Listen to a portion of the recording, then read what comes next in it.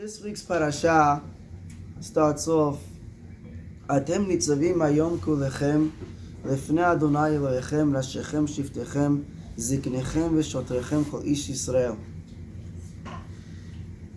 This week the Torah starts off, you are standing today, all of you, before Hashem, your God, the heads of your tribes, your elders and your officers, all the men of Israel.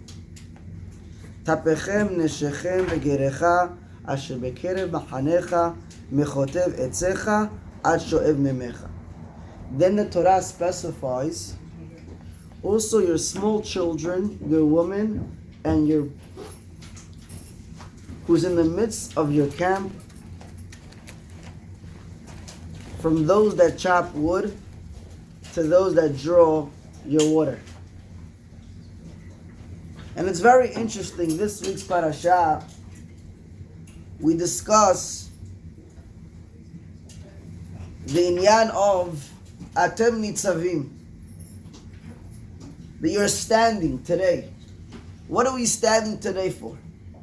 What's this whole movement that Moshe Rabbeinu gathers all of Am Yisrael to stand in front of him on this day? These are one of the last days of Moshe Rabbeinu being on this earth. What's going on over here? And why is he calling to this meeting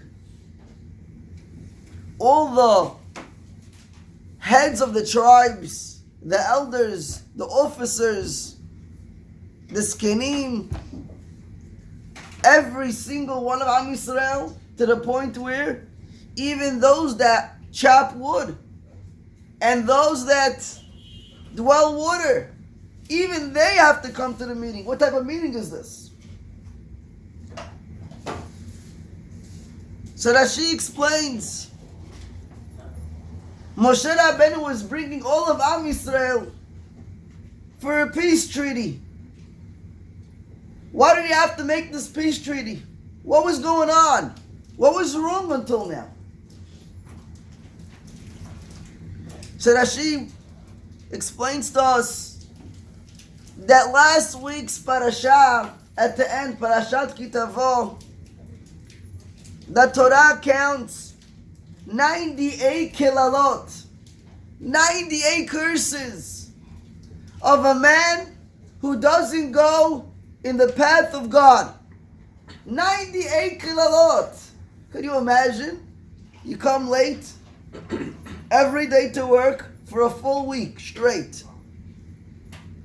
Your boss starts cursing you out. Who do you think you are?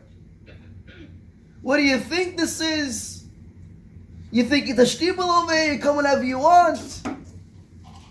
You think the business is owned by your father? And he goes down on you as if you're a piece of grass, you're a piece of nothing. 98 curses. Am Yisrael heard that HaKadosh Baruch Hu said 98 curses. They gave up. They said, Hashem is too tough for us. We can't take this. If you don't go on Hashem's path, this is what's going to happen to you. We don't want this. We don't want this agreement. We don't want to go in this path. Ad kedei kach, for not following someone. What's going to happen to us? Our kids, our future, our business. Nothing will go with success. Everything will go haywire. Come Moshe Rabbeinu, this week's parasha, and he tells Am Yisrael, guys, what do you think? HaKadosh Baruch Hu is really me? And I'll give you an example. He says, the Torah says, Mechalel Shabbat mot yumat. Someone who's Mechalel Shabbat, what does he deserve? Mitah. You ever saw someone driving on Shabbat and all of a sudden he dropped dead? We never saw, right? So is it true that Mechalel Shabbat mot yumat? It's true. But until HaKadosh Baruch Hu punishes you You could be Mechalel Shabbat 20, 30, 40, 50 years of your life, and HaKadosh Baruch Hu will still wait before He punishes you. And that's how He gave condolences to Am Yisrael. And He tells them, this is the treaty that HaKadosh Baruch Hu puts between you and Him. Not only that, He promises that He will never reject us, no matter what, no matter how far you went, no matter what you said, no matter what you did. The past is the past, but depends on you. Are those actions that you come and say, Hatati, Aviti, Pashati, are you still holding on to that grudge? Are you still holding on to that phone and looking on places where you're not supposed to? Are you still gossiping about your friend? Are you still looking at non-religious girls? Are you on J-Swipe looking for girls for Shidduchim? Are you on Instagram and TikTok giving likes to things that are not so tzanua? Where are we? If you let go of the past, of who you were, Hashem says, you were that guy. Today, you are a new guy. You're a new man. And He's willing to forgive. But the question is, are you willing to move on? Are you willing to let go of those desires that misled you until today? And as Rabbi Eliezer Kadosh, Rabbi Eliezer says he was a mashgiach. Rabbi Eliezer says, what is Rashi telling? What is Rashi telling us? Rashi is telling us that HaKadosh Baruch Hu forgives. Rashi is quoting Chazal. He says, the Gemara says, Kol ha'omer HaKadosh Baruch Hu yivatran, yivatru me'av. Those who say that HaKadosh Baruch Hu, yeah, He gives in. He gives in. Yeah, you could step on Him, do whatever you want Him. It's okay. You come to shul, Daddy, what's up? I love you. I'm sorry, and move on. You think it's that easy? It's that easy? A person who looks at God and says, yeah, I'm going to tell him sorry. Tomorrow, I screw him over again. Hashem says, if that's what you think I am, tomorrow you won't have a chance to even get up in the morning. So as so what is Rashi saying? What is Moshe Rabbeinu telling Am Yisrael? How is that condolences? God is not cursing at us if we don't go in the right path for no reason. Every kala has a mashmaut, has meaning. And it's going to happen. It's the question of when. So what is he saying? Says Rebel Lapian. Rather, this is what Rashi is really telling. That Moshe Rabbeinu is giving condolences to Am Yisrael. He's saying, yes, there might be klalot for when a person goes off the path. He goes off the derech. But Chaim, every single Yisurin that we get is a matana from HaKadosh Baruch Hu. Every time we get a ticket, every time someone embarrasses us, every time we go through a situation in this world, it's a zchut. Because the Mishnah Avot says, every single person in this world that ever was and ever will be, and that's living today, take all the tragedies in the world that ever happened, take Yitziat Mitzrayim for 210 years, the enslavement of Mitzrayim, take the 10 Makot, Kriyat Yamsuf, 250 Makot over there, 40 years in the Midbar, Bavel, Churban Beit HaMikdash, the first and the second one. There were millions of people that were slaughtered, and babies. The pogroms, the crusades, the Holocaust, Civil War, World War I, World War II. Take all the tragedies in the world and put them all in 1 second. Could you imagine what that is? Huh? Maybe they make a movie. 1 episode of all the tragedies in the world. Could you imagine? Bestseller. You probably can't go to sleep after that night. Huh? In Adderalls. That's it. You don't need that. No more drugs. You watch one episode, you're good to go. V'agita bo yomam v'layla. You'll be up every day. You won't have to wake up, Ichlam. You can't go to sleep.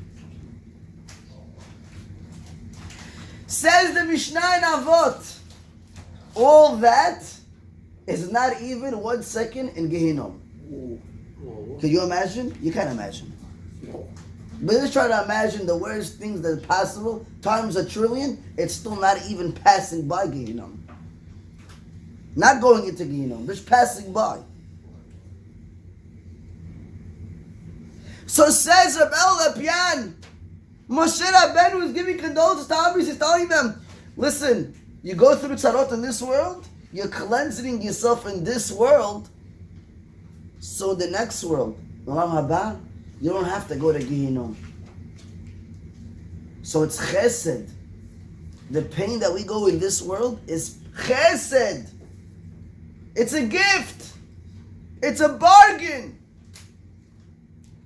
And we still complain. That's because we don't understand the chesed. The Gaon Mevilna explains, why does the Kadosh Baruch Hu give us Yisurim? Why can't he do it in a different way? He'll give you a nice Bugatti. Huh? You do Aved, I give you a Bugatti. You go to the clubs, he gives you real estate. $5 billion. You don't have to say, like on Tuesday, you don't have to climb 200 flights. He give you straight up. Huh? You don't come to Minyan, you just got 20 buildings. You have a black card, you can swipe everything. It's good, you're Gucci. Why does a Kadosh Baruch Hu use Yisurim? You hear, Michael? Why does he use Yisurim, Avi? Why? You know why?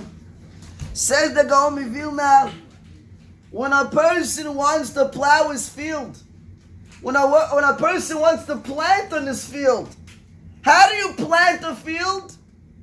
You got to plow first. Says the Gaon Mevilna the same way.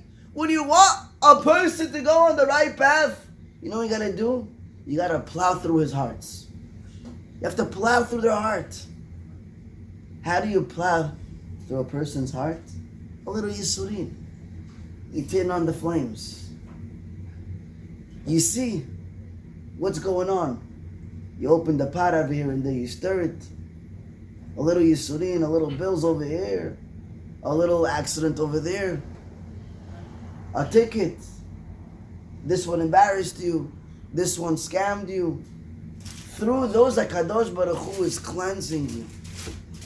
Through that, HaKadosh Baruch Hu is plowing through your heart to clean you in this world, so he can plant a better Jew. So a person who goes through a lot of Yisurim doesn't go to get when they die? I didn't say that. I said in lessons. Hopefully.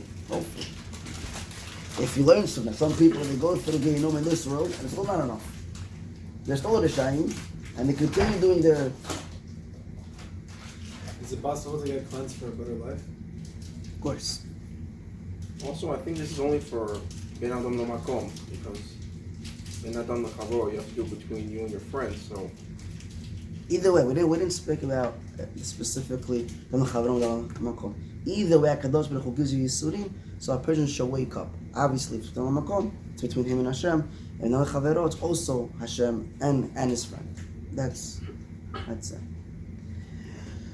To understand this on a deeper level, why did HaKadosh Baruch Hu act this way? There's a beautiful story. There was a guy, he lived in Manhattan. I don't know about you guys, but last night, there was floods all over. Many mabul in the world. My brother-in-law, Yeshiva in Inglewood, got flooded. All the Sfarim are waterlogged. I don't even know if the Sefer Torah are fine. And today they don't even have a yeshiva. And they just started the yeshiva. And Rosh Hashanah Yom Kippur is supposed to be in yeshiva. Avi, if you want to talk, you can go out. And they got sent home. This is what HaKadosh Baruch Hu did yesterday. We don't know why. But this was all Nigzad, it was decreed last year Elul. Not this year, last year Elul. The reasons we don't know. But look from what's happening in the world and apply it to yourself. Is the world drowning with tzarot? Yes. Are we making it worse? Are we making it better? Are we learning? Are we betting ourselves? Or we're still the same people? The same people. Until chas v'shalom it happens to us. So there was a guy, he lived in Manhattan. In one of the hotels over there on the 30th floor. A high roller. One night, there was a blackout.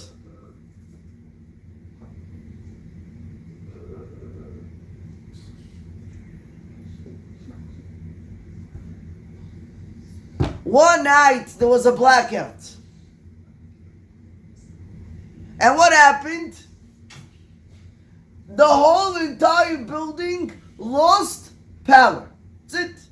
There's no electric. And now this guy's door was very thick. And it was connected to electricity.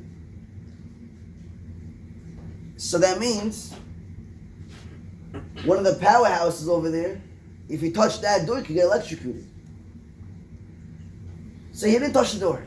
He was stuck in his room for a week. So he had some food, this, that, whatever. He started saying to himself, what is he going to do? He's stuck over here. How is he going to get help? You're on the 30th floor of Manhattan. You could scream out from today till tomorrow, it's not going to help. So what happened? He had a brilliant plan. He started taking dollar bills and he started throwing it from the 30th flight. People walking down, they see dollar bills flying down. You think anybody started looking up? Everybody started picking it up. Yalla, $3 today. And they keep on going. And the guy's screaming, what's going on, guys? Look up! Look up! Nobody even heard him. The guy is Uber? Well, Uber, guy, taxi, his cash.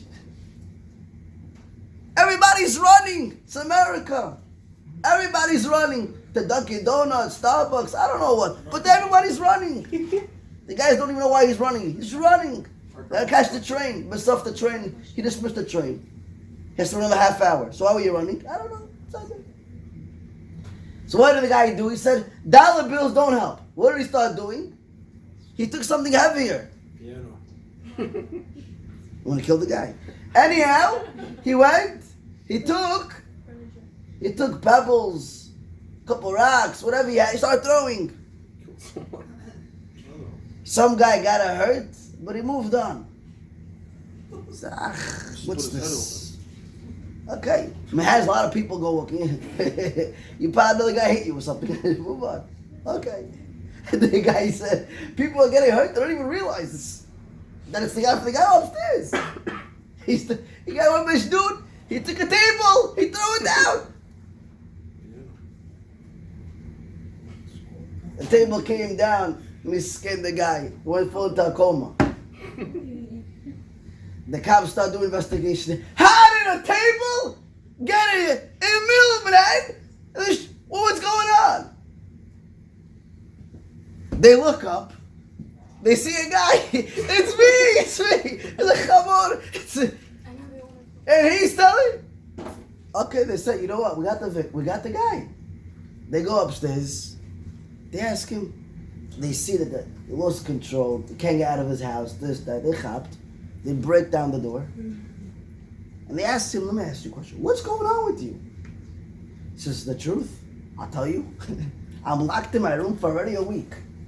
I threw dollar bills. Nobody looked up. Everybody picked it up and it started going.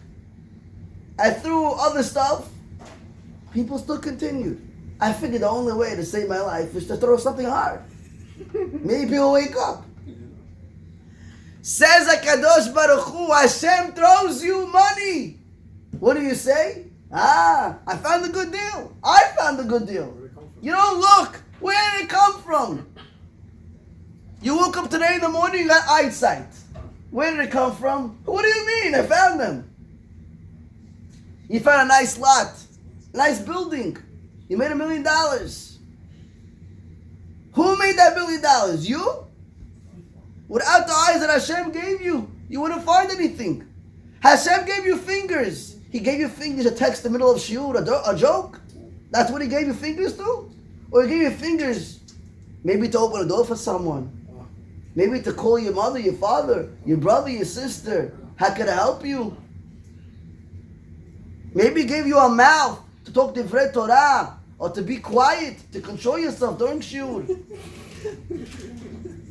Maybe he gave you a nose that you could smell a fire, so maybe you could help someone.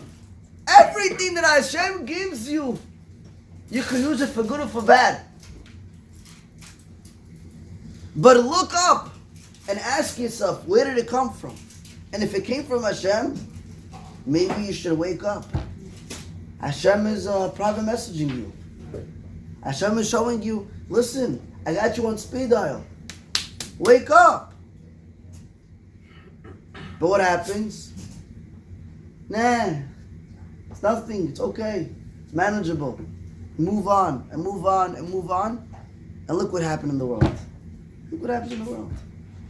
We continue to live our life with ignorance.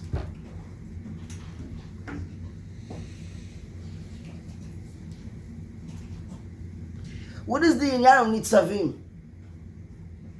Atem Nesavim hayom. You are standing today, so you understand why the Torah this week,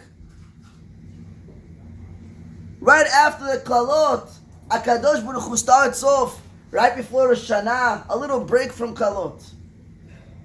A person needs a little break after he goes through a tragedy or something. You need a little break before you go on to good things. Because most people are not holding there that the bad is also good. It's a great ma'alah bitachon. Most people are not holding there. So Hashem gives a little break. But Hashem tells us, Atem nitzavim hayom kulechem lifnei Adonai Elohechem. You are standing today. You are standing. Atem, all of you.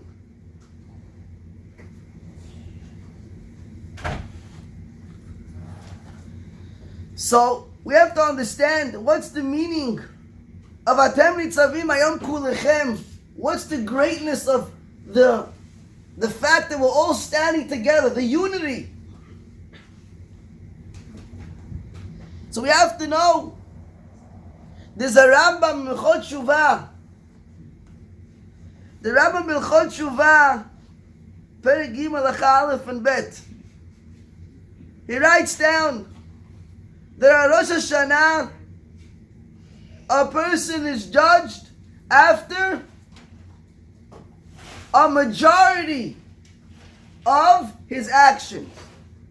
Meaning, let's say a person went and did 1,000 mitzvot. And he also did 300 averot. But some averot can be 1,000, can make it 1,000 mitzvot. How? Talking in the middle of Shiur. How? Because Every single guy that disturbs 10, 20 people learning Torah, that's all in your head. And not only that, the Rambam writes down, someone who, not just that he sins, he makes other people sins, forget about Rosh Hashanah. He has no way, he has no portion to the world to come. Ad kidei kach. Furash Rambam.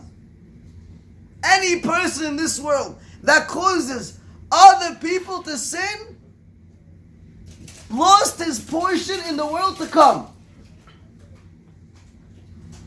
So the Rambam writes down in Chod Shuvah that when a person goes, you come into Rosh Hashanah, how does God judge you? God judges you based on the majority. You did 1,000 mitzvot, 300 avirot. We'll look at the 1,000 mitzvot, and we'll give you chayim. We'll give you atzlacha. We'll give you clarity. We'll give you yeshuv hadat, nuchat hanefesh, a year of success. That's what you'll get. But if the majority of you, of your day, of your week, your month, your year, your life is avirot, what's going to be? How are you going to make it out? The Gemara says, Holchem idbarot, people that go through deserts, when you come out, you have to say Gomel. Someone who's traveling, the flight, on an airplane, someone who's traveling on the ocean, any makom sakana, when you come back, you have to say Gomel. Say the Sava Mikel when you pass by Rosh Hashanah. It's a sakana. It's chayim and mavet. It's life and death situation. Why don't we say Gomel? You hear the question?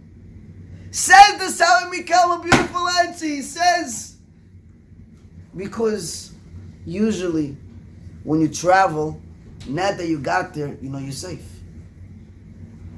But after you leave Rosh Hashanah, you don't even know you're safe until the next year.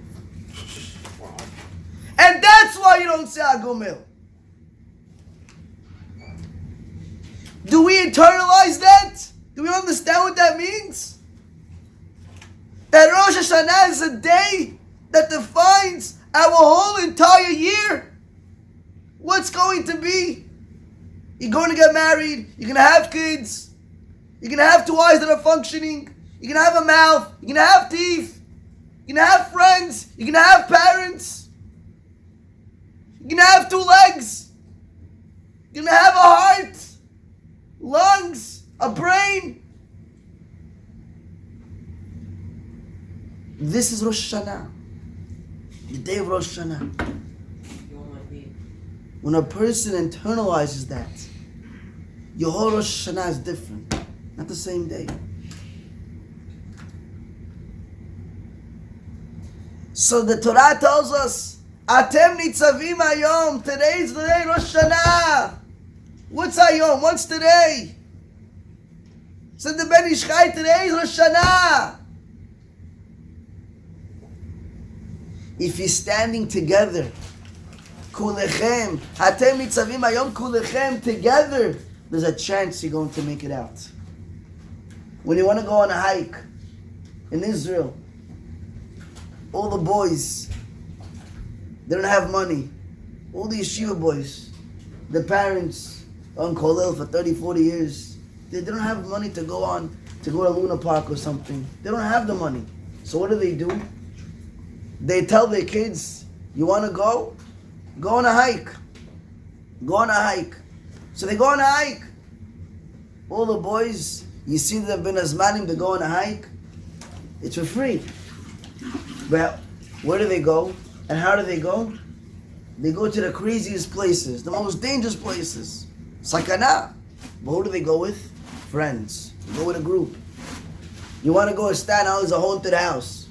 Haunted house. Some people say there's demons there. Some guy went, he saw an old guy there. I don't know, it's true, not true, but the point is, when you go there, nobody wants to go by themselves because you're afraid. So where do you go? You go with a group of friends. Each one is afraid, but together, they have guts. Hashem says, when you're coming in front of me in Rosh Hashanah, just remember, the same way in your day-to-day life, you're afraid to do things. So who do you call? Your friends to come with you. Who are your real friends? Not those that sit next to you in Shiur or talking to you. Those are not your real friends. Who are your real friends? Are those mitzvot that you do. The Torah that you learned. The tefillah that you prayed. The chesed that you did. The shmirat ha'inayim that you kept. You guarded your eyes 5 minutes a day. You didn't speak Lashon Hara for half hour a day. You walked to shul instead of taking a bike to shul. Talk about on Shabbat, yeah? Yeah. You went out of your way to help someone. Your mother asked you to take out the garbage. Anything possible they were able to do in a positive way, you went and you did it. That's what's going to come with you in Rosh Hashanah. And that's your real friend. And it says Moshe Rabbeinu, Atem Nesavim hayom kulechem. All those mitzvot, those are the real kids. Those are the real lawyers. Those are the real actions that are going to help you. And only through that, a person can make it out.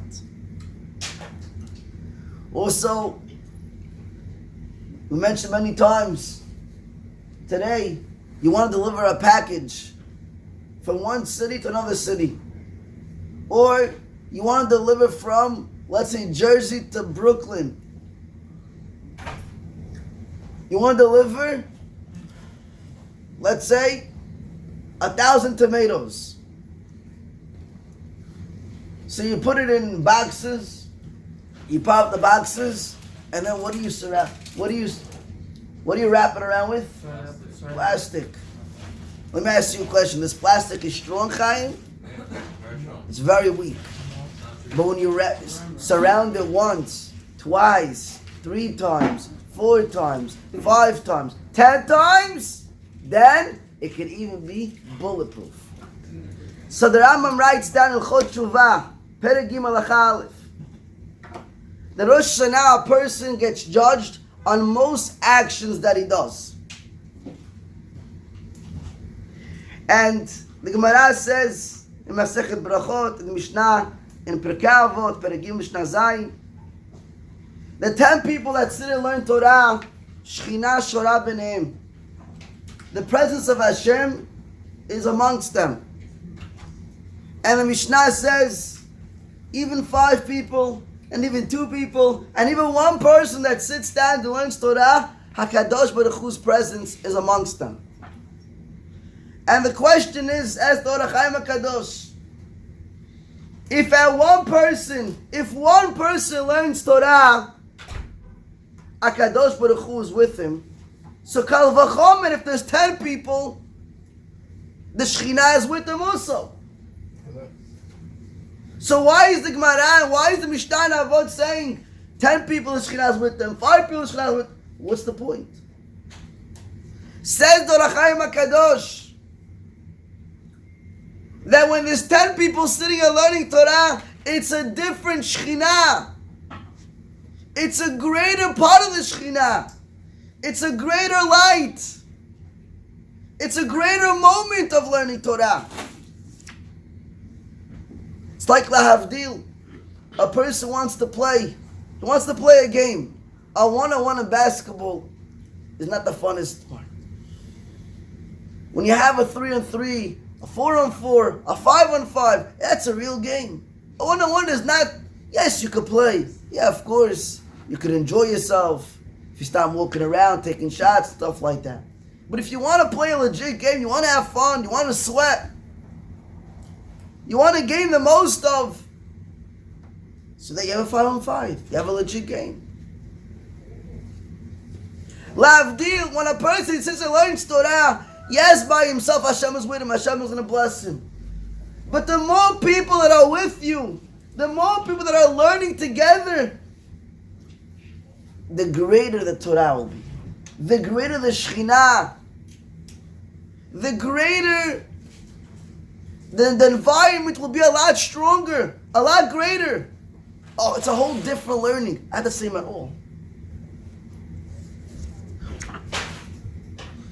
There was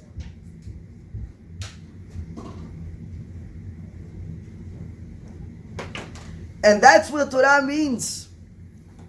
That when a person goes and learns with a group of friends, he comes to Shiur Torah, and he goes to pray with them, and he goes to learn with them.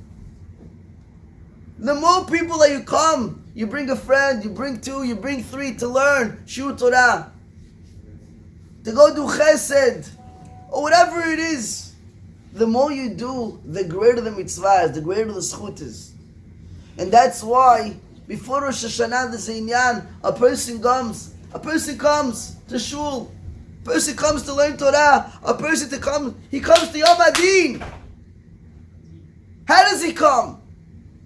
He comes with kulechem, with all the mitzvot that he's done the past year. And with that he has a zchut to go into Yom Adin and to come out righteous. There was Rebbe Yapian used to say that before Rosh Hashanah a person should go and take something upon himself.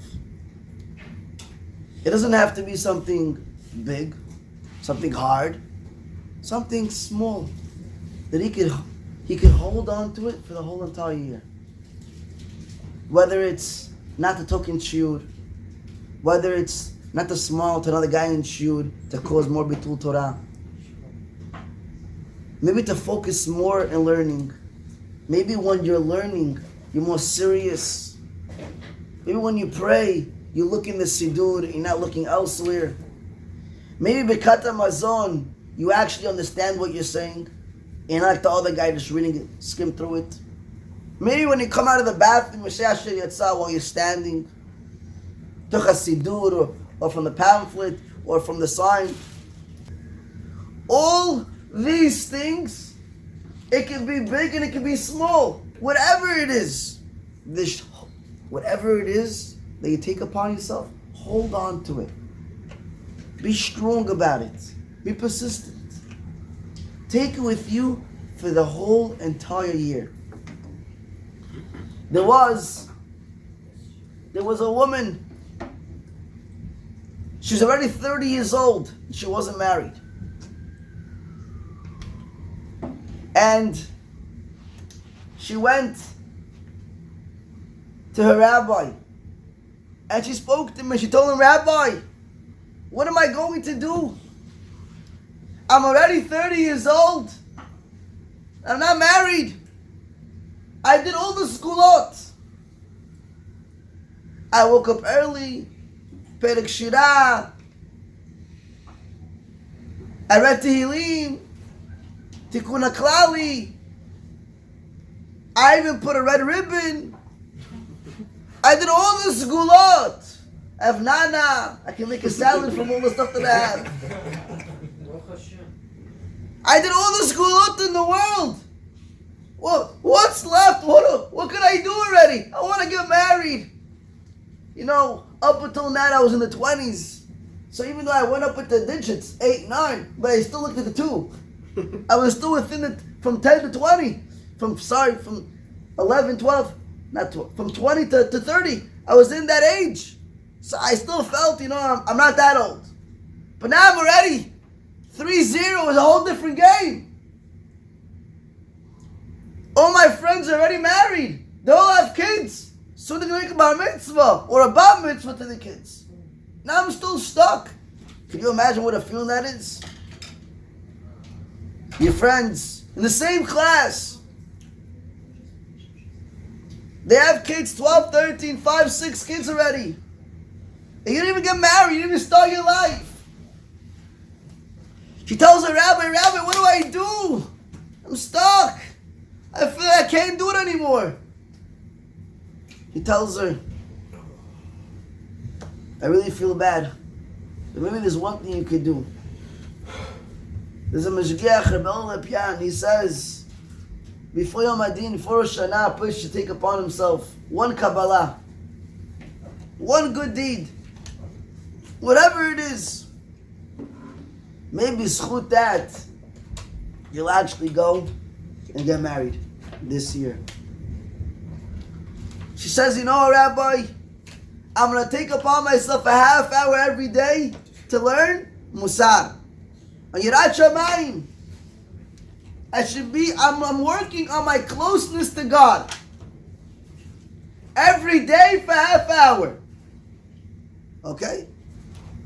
She even tells the rabbi what sefer she went. Okay? The rabbi says, perfect. A month passes by, nothing. 2 months, 3 months, 4 months. She calls the rabbi, 4 months. Every single day I'm saying, I'm learning Musar for a half hour. What's going on? The rabbi tells her, I know it's hard, but hold on to that Kabbalah. You never know where the Yeshua is going to come from. 7 months pass by, 8 months pass by, 10 months pass by. She calls the rabbi. The rabbi tells her, just be strong, be strong, be strong. The rabbi a week later comes back from Switzerland, from Zurich, a city in Switzerland. And on the flight, he sees a boy sitting right next to him. He looks at this boy. He asks him, how old are you? He says, I'm 28 years old. Tells him, are you married? He says, no. He says, could I ask you a question? What is that book that you're learning? He says, Rabbi, please, give me my space.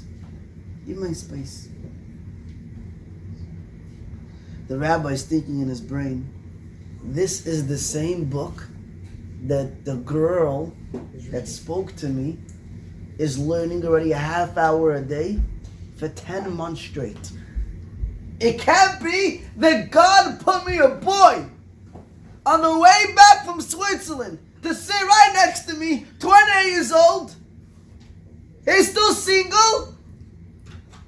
He's learning the same sefer. It must be a zivug. He respects the boy and he tells him, he tells him, you know what, you don't want to speak about that, I'll speak about other things. Start speaking to him about the most randomest things, whatever, life, this and that, fine. At the end of the flight, he tells him, we'll be in touch. They swap information. He gives a call to the girl. He tells her, I think I have your zivug. I know who your zivug is.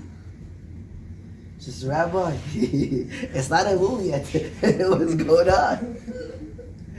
He tells her, before we break anything, or we do anything, I don't want to say anything, I think I have the zivug. Go on a date. He gives a call to the boy. He makes a meeting, a date between them. They go on a date. And Baruch Hashem, after 4 or 5 dates, they get engaged. By the 11th month, before Elul, less than 100 hours to Elul, she gets engaged. What's the chances that a person over here will make Kabbalah upon himself to learn, let's say, Misilat Yesharim a half hour every day? At the same time that he took upon himself that Kabbalah, a girl in Bnei Brak, in the other side of the planet, to learn a half hour of Yirat Shamayim? What's the chances? What's the chances?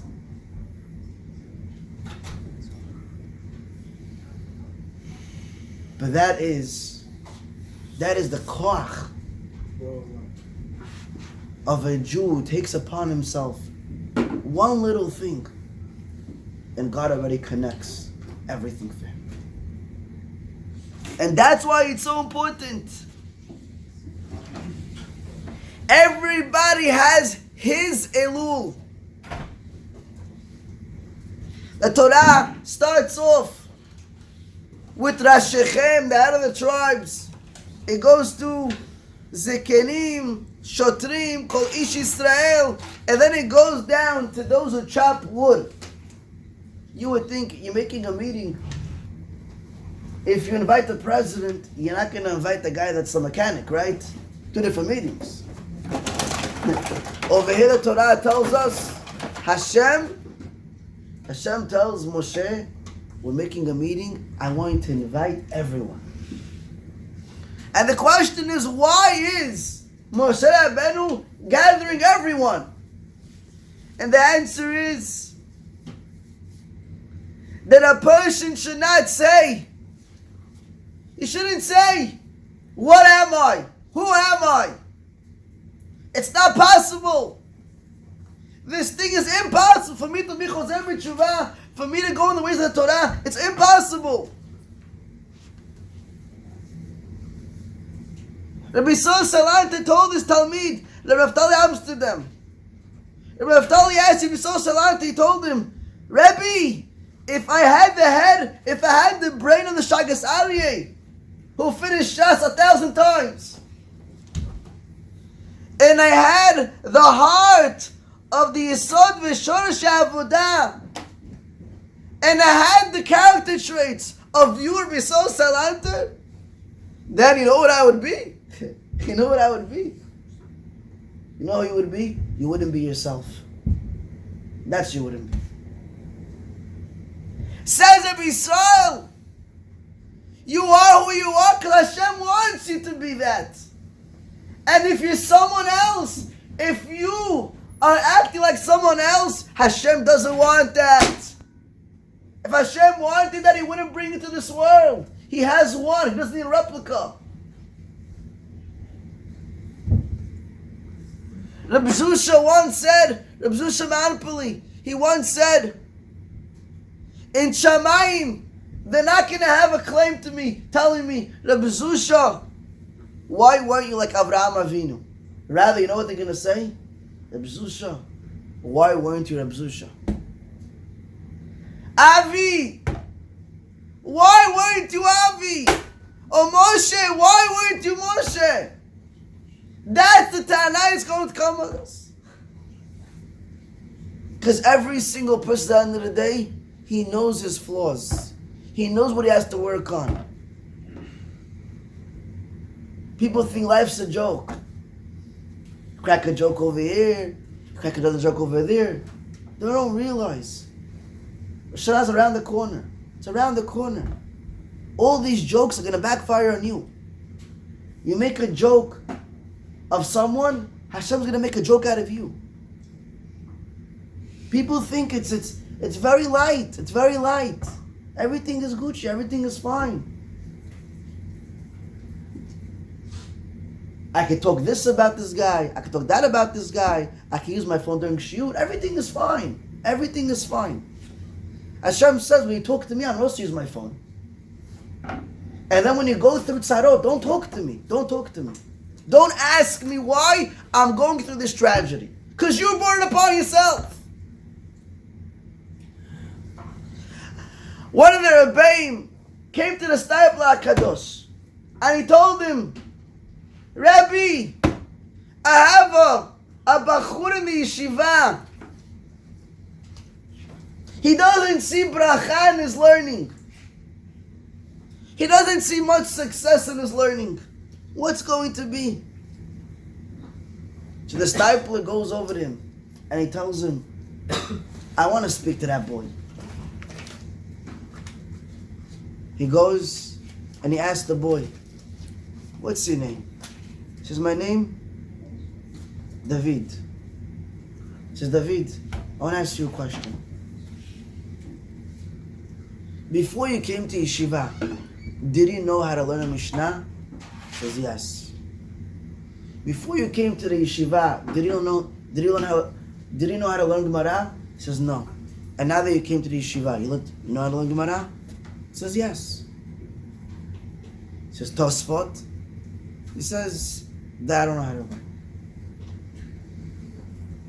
Gets the sniper gets up and he starts screaming, gets angry at the Rebbe. And he tells him, you want to tell me your Talmid is not successful? He doesn't see bracha in his learning? Before he came to yeshiva, he didn't know how to learn Gemara. Now he learns Gemara. Now he understands what the Gemara says. That's not Siman Bracha. That's the biggest bracha in the world.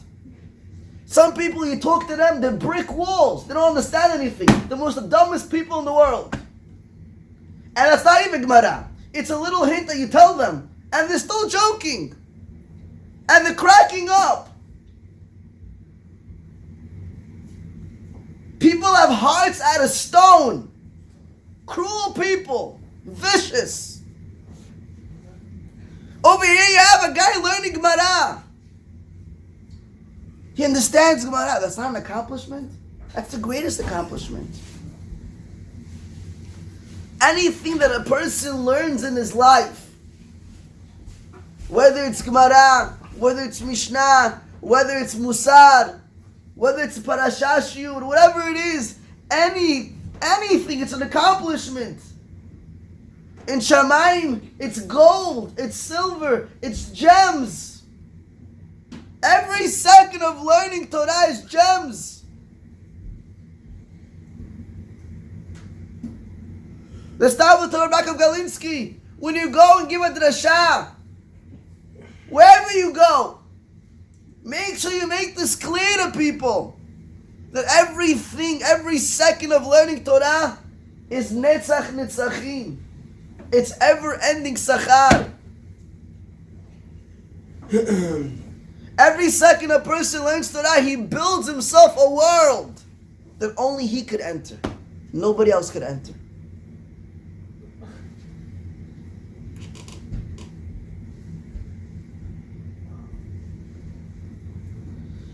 So Yaakov tells us, Steipler, one day, I'm speaking to Balabatim, people that are not, people that don't learn as much. Once a week they learn, or Daf Yomi, at least Daf Yomi they have. Some people don't even have that.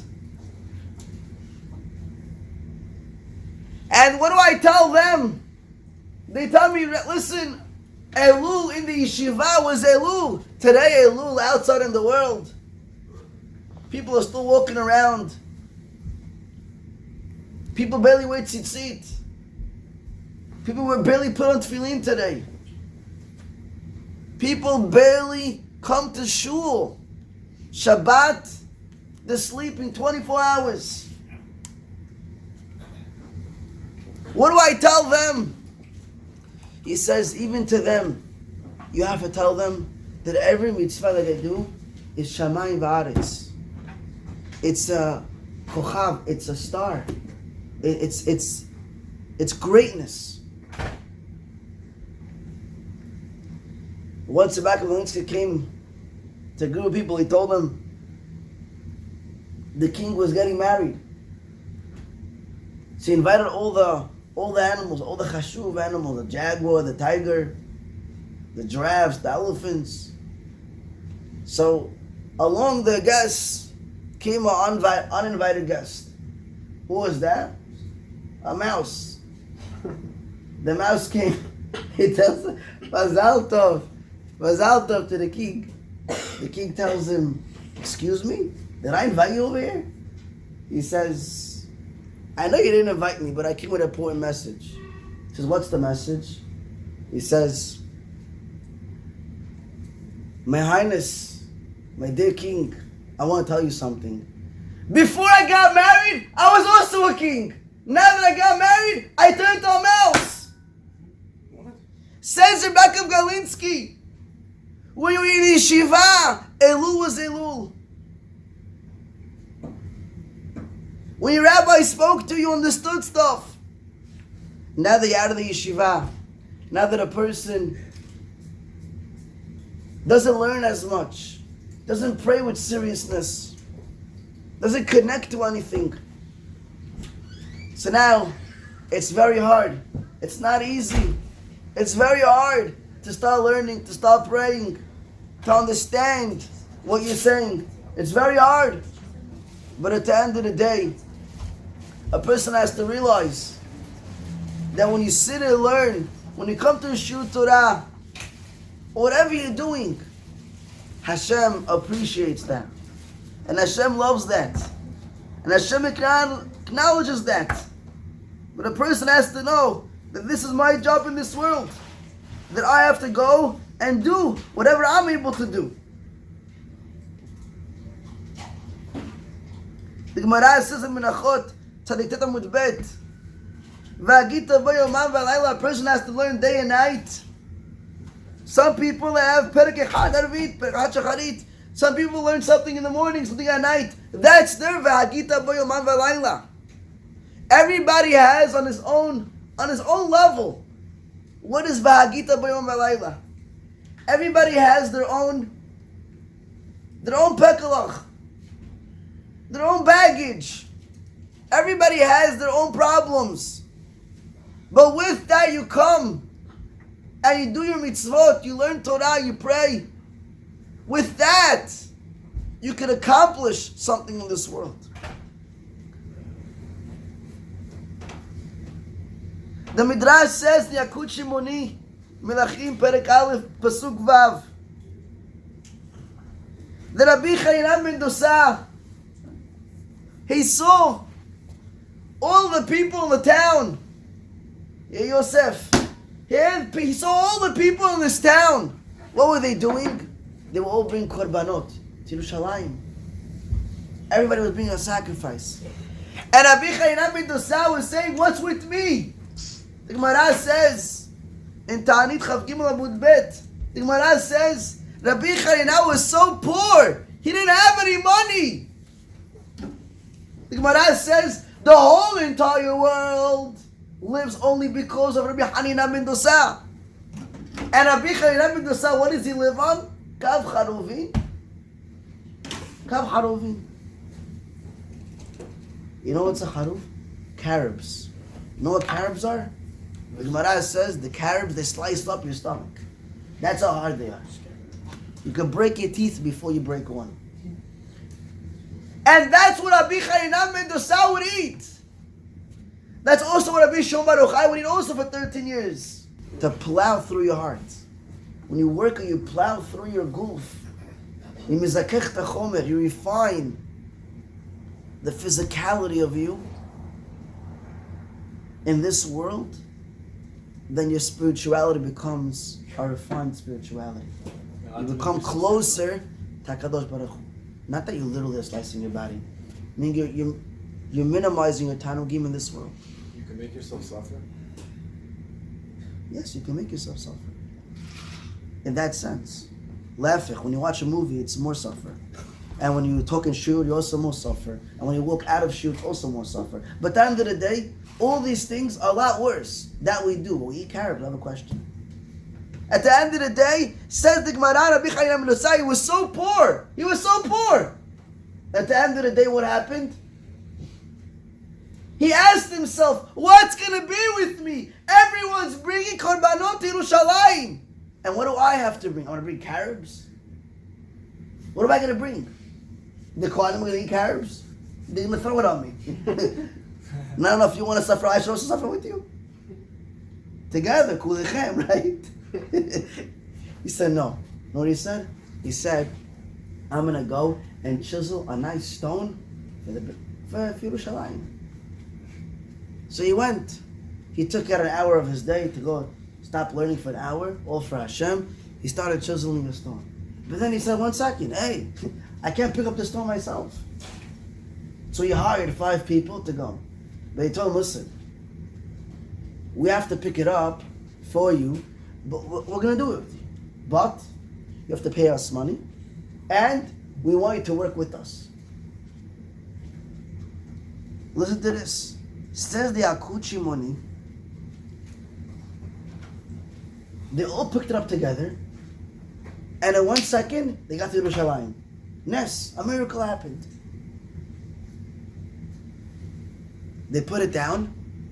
Yerushalayim. They put it down exactly where it's supposed to be. But they teleported? 1 second, Yosef. I don't know how you're paying attention.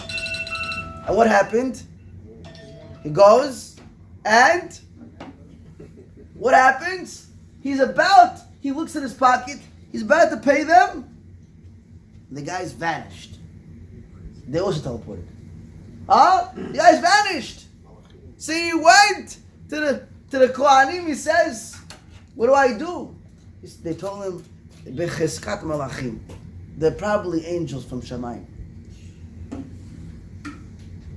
Says Rabbi Yaakov Galinsky, what do we see from here? Rabbi Chayyana ben Dosad just thought of giving Hashem. What did Hashem do? Hashem sent him Malachim for free to take the Evan all the way to Yerushalayim. In life, we're always complaining. Oh, this and that.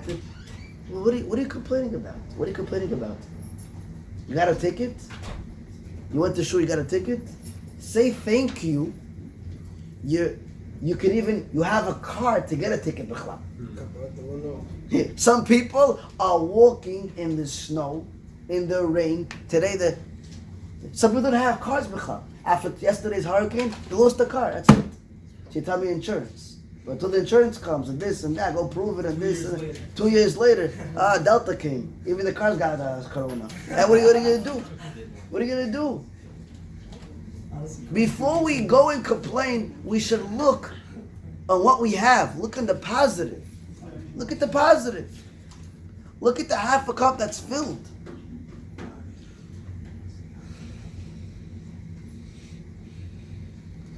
And that's why the Torah goes out and says, you are standing today together, even those that chop wood, the wood chopper, and the guy who dwells all the water, even him. I want you to come over here to show you that each and every single one of you are important to me. The Gemara says, it's a crazy story. The Gemara says, Rachel, but Kalba Savua. It's a Gemara, Masachet Gitin. What does the Gemara say? Gemara says, Kalva Savua. Why would we call a guy a dog that satisfies? So the Gemara says, Rachel's father was called a dog that satisfied was because everyone that came into his house hungry like a dog, that's where the saying comes from. You hear a guy say, I'm hungry like a dog. Why do you say I'm hungry like a pig? I'm hungry like a hippopotamus. Doesn't go, huh? Why does hungry like a dog go? It comes from the Gemara, Gitin. The Gemara says, anybody that came hungry like a dog, he came out of his house, savua. He was satisfied. He was filled, stuffed. He can't move. You can't even put pastries inside. That's a nothing. He can't move. He can barely go out of the house. He needs help. Over there. I don't know. Anyhow, Rachel, Bat, Kalva, Savua. Who did she get married to? Rabbi Akiva. And Rabbi Akiva was 40 years old when he started learning. Right? She was Ha'aretz until then. He didn't know anything. Burva Ha'aretz. And Rachel saw Rabbi Akiva that he has potential. Today's Akiva, but tomorrow he'll be Rabbi Akiva because of his potential. Could you imagine what it means to go from such a luxurious home? You have an island, you have 3 floors, you have maidservants, you have a butler, you have granite, tiles, you have every single company shoe, designer, red bottoms, blue bottoms, green bottoms, whatever you want. You have all the jewelry in the world, and then you go to marry Rabbi Akiva, pauper. Not only poor, I'm Aretz. Could you imagine? Which girl in the world would do that today? Nobody. That's what there was one Rachel. Anyhow, you have to be a malach. Anyhow, there are people that see the potential in others. But you're not 40 years old, this and that, fine. Anyhow, the Gemara says, look how poor they were. When Rachel got married to Rabbi Akiva, her father, Kalva, Savua, you know what he told her? He told her, you're not getting $1 if you marry this guy. $1. I'm writing now a document. I'm giving it to Bedin. Even if I die today, nothing will go to you. Over my dead body, you're going to get married to him. She tells him, over your dead body. I'm getting married to him. And if I have to live outside, I'm going to live outside. That's the power of a woman. Anyhow, she went. She got married to him. You know what happened? Came Rabbi Akiva. But Rabbi Akiva didn't call Rabbi Akiva just in one day. They went through a lot of struggles.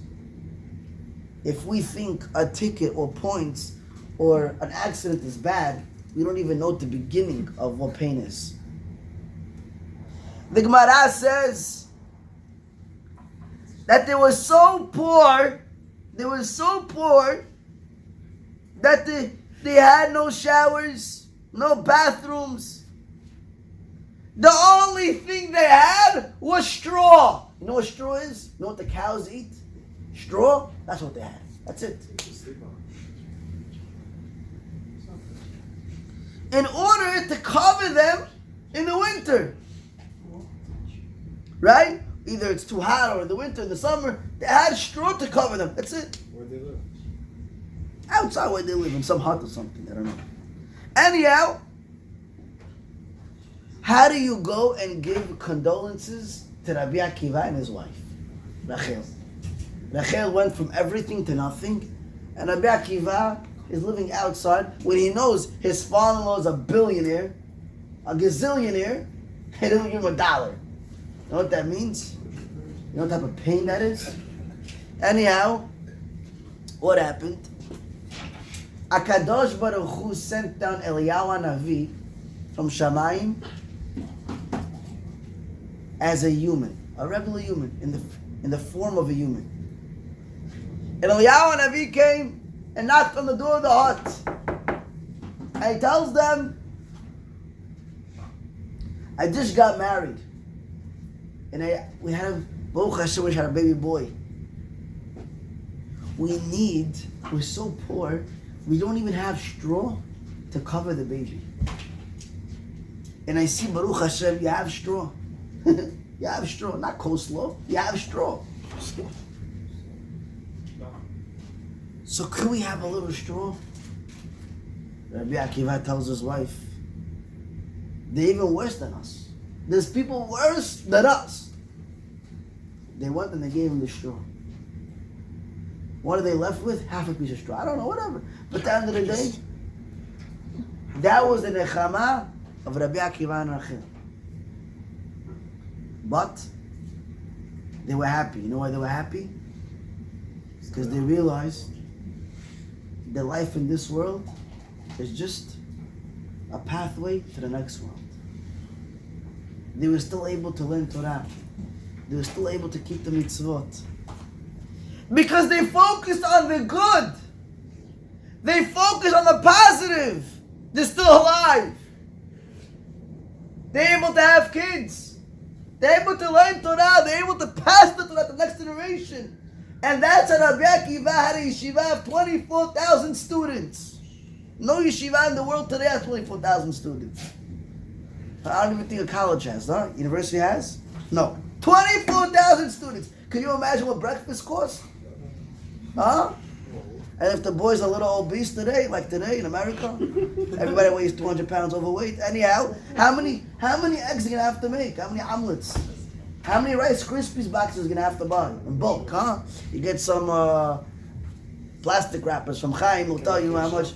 How many boxes you need just to feed breakfast one day in Yeshiva of Rabbi Akiva for 24,000 students? I'm not even talking about lunch or supper, or if he wants to munch in between. How many vending machines do you need? Rice mills will go out of stock. They go out. That's it. We only cater to Rabbi Akiva's yeshiva. That's it. We're done. We got business for life. 24,000 students. Each one brings one kid. That's 48,000 people already. And the Charedim, they bring 10, 15. Before you know, you have 1 million people. What's Rosh Hashanah Yom Kippur, Ne'ilah, how much does it go for, huh? 5,000 dafs of Gemara. He already finished us twice. That's what they do in Yeshiva. In Yeshiva, they don't raffle off money. They raffle off the Pima Gemara. Tosfot, Rashi. That's how he does. They don't have money. What are you going to raffle off? They don't have money. That was Rabbi Akiva. Where else do we see this? Another Gemara. Masechet Sanhedrin, Daf Chaf Amud Bet. The Gemara says Shlomo HaMelech. Shlomo HaMelech was the king of the whole entire world. In the beginning, he ruled over the whole entire world. You hear, Michael? He ruled over, not his iPhone, the whole entire world. The whole entire world. You know what happened after? The Gemara says, then he went down a level. He was only a king over Eretz Yisrael. And then he went down another level. He was only king over Yerushalayim. And then he went another level. He was only rule over his house. And it's also Ma'ala, yeah?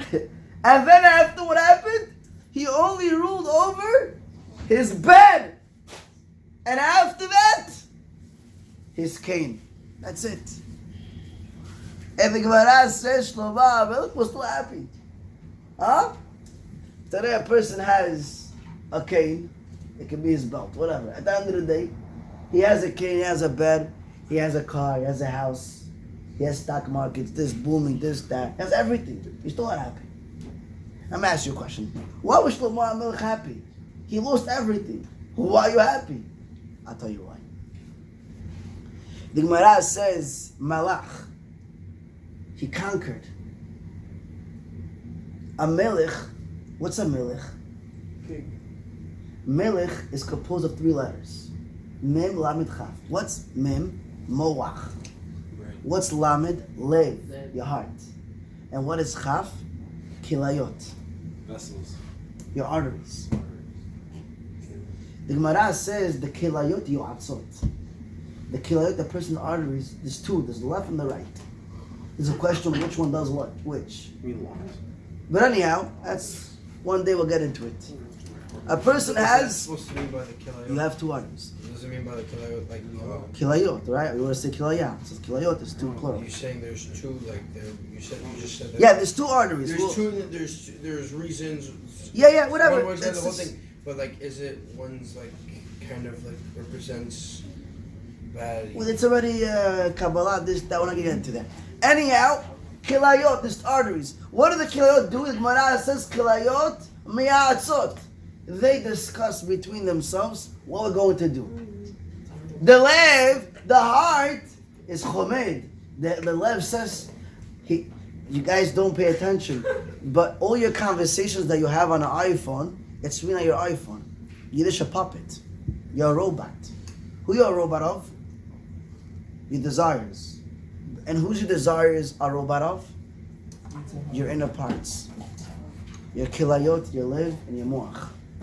Those are the 3 functioning things that control your body. Your moach is in the head. Your lev is over here, right? over here, the Kilayot is over here. So basically, it's a triangle. Okay? Triangle. Right? We're not getting Illuminati and stuff like that. Whatever. We're not going to conspiracies. But the point is that the Moach is composed of 3 letters. Sorry, Melech is composed of 3 letters. Moach, Lev, and Kilayot. Kilayot Yoatzot, the Kilayot, the arteries of a person, they figure out things, right? They have a whole debate between them. So what are we going to do? They have their own intuition. The Lev, the heart, is Chomer, it wants to do things. And the Moach makes the decision at the end. Says the Gemara, Shlomo HaMelech in the beginning, he was a melech of Kol Olam Kulo. Then he was a melech of Eretz Yisrael. Then he was a melech of Yerushalayim. Then he was a melech only on his house. Then he was a melech only on his bed. And then he was on his cane. So why is it a good thing? He went down. The answer is, he's still a melech. He's still a king. He still conquered. What did he conquer? He conquered his moach, his lev, and his kilayot. He controls everything. That's a true melech. A melech is not, how many properties do you have? How many urises do you have in your backyard? How much money do you have in your bank account? That's not what a melech is. What did the Mishnah Avot say, Yehuda? Ezeu HaGibor, who's a conqueror, who's a warrior? HaKovesh, someone who conquers et Yitzro. What is Yitzro? His Desires. In Torah, in real life, in the real world, someone who's a melech, he conquers his desires. Nothing else. A guy has, right now, he's a little overweight. And now he sees a kibbeh. Wow, he's debating himself. Should I eat the kibbeh or not eat kibbeh? Lachmaji, should I eat the lachmaji? Should I eat this pretzel? Should I eat this Danish? Or should I eat this Danish? What happens? His wife's sitting right next to him. So he doesn't want to eat anymore. He's going to have musad. His wife, guys, she's going to tell him, listen, you complained the whole day that you're overweight. And now you're eating it? A true gibor, a true melech, is able to control himself.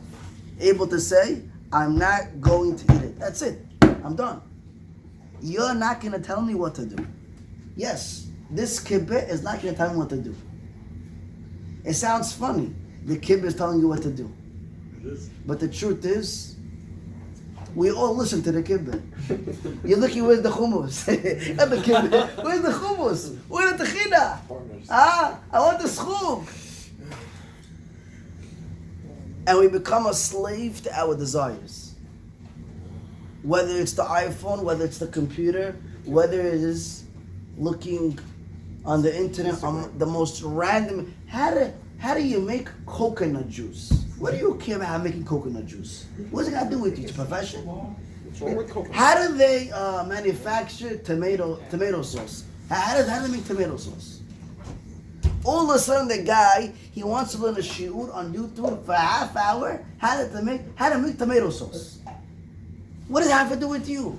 No, maybe one day I'm going to become an engineer in tomatoes. It's the Yetzer Hara. The Yetzer Hara gets you. He says, I'd rather you be on YouTube or on Instagram, yeah? I'd rather you do all these stuff than learn Torah. Because you learn Torah, potentially you're going to let go of me. And that's not good for me. So therefore what? He goes and he holds on to us. So that's why Shlomo HaMelech was so happy. And Rabbi Akiva and Rachel was so happy. You know why? Because they were able to conquer the desires. And that's the true Ashir in this world. And that's the purpose of Rosh Hashanah. I'm going to end with a beautiful story. There was a woman. She's married for a couple of years. And they're going through a lot of struggles. She works in a high-tech company. She's in Israel. And she has a flip phone. Her boss tells her, listen, you want a raise? You gotta get a smartphone. What happens? She says, you know, I was always that girl in seminary or in Beit Yaakov that no matter what, I'm not getting a smartphone. And now you want me to break that? You want me to break who I really are? Who I really am? I'm not getting an iPhone. I'm not gonna get a smartphone. LG, life's good, this, that, what? Yeah, I'm gonna get that? I'm not getting that. But of course, it was getting tight. She wasn't making exactly what she wanted to make. Things were getting a little tight. And what happens? She speaks to her husband, and her husband says, you know, we can get a smartphone and make it kosher. You get a filter. She says, yeah, but it's for a smartphone. You know how it is. Even with the filter. You can waste so much time. You have a flip phone, what are you going to do? You text and call. That's what I'm going to do. I'm going to go to gallery, all the pictures that I took. You can't even see it. You need a microscope. On a smartphone, you get stuck even on the pictures, this, that. You sent to this one. What group? You have a WhatsApp, this, that. You're on ASOS, though, the Amazon, ordering the whole entire world. Huh? Every day you come home, you see on the Amazon package. You turn to your mother, what'd you order today? You're gonna like it, you're gonna like it. But we don't need this, we don't need this. Shut up, it does good for me. I need to order 5 packages every day. Pass by every house over, you'll see. Amazon. The guy already knows, he's not look at the packages. He already knows this G she orders every day. Okay? She says, honey, I don't want an iPhone. I don't want a smartphone. Even if it's filthy, I don't want it. So listen, I know you don't want it, but let's speak to our rabbi. We have a rabbi, we'll speak to the rabbi. Whatever the rabbi says, that's what we'll do. The rabbi goes, they speak to the rabbi, and the rabbi tells her, listen, if it's such a difference, making 5,000, you can make 10,000 with a smartphone and filter it. So go, get the smartphone. It's filtered. It's not at the end of the day. Not the worst thing. It's kasher, it's fine. Yeah, but that's not who I am. Don't worry, it's okay. She gets the iPhone. Of course, it's filtered. She goes to her work. The first day she goes, everyone sees her with the iPhone. This Rebbitzin, all of a sudden she went with an iPhone. What? You say you're not going to buy an iPhone. You changed. I knew it. And this and that. She felt so bad. Felt so bad. She felt like Gehinnom. It made her very sick. It made her very sick. She couldn't take it anymore. She took off from work.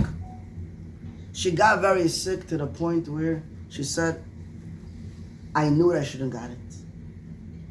This is something very bad for me. Even without the friends. I just don't feel good. I don't feel right. I feel strange. She got very sick to the point where her legs were numb. She felt sick.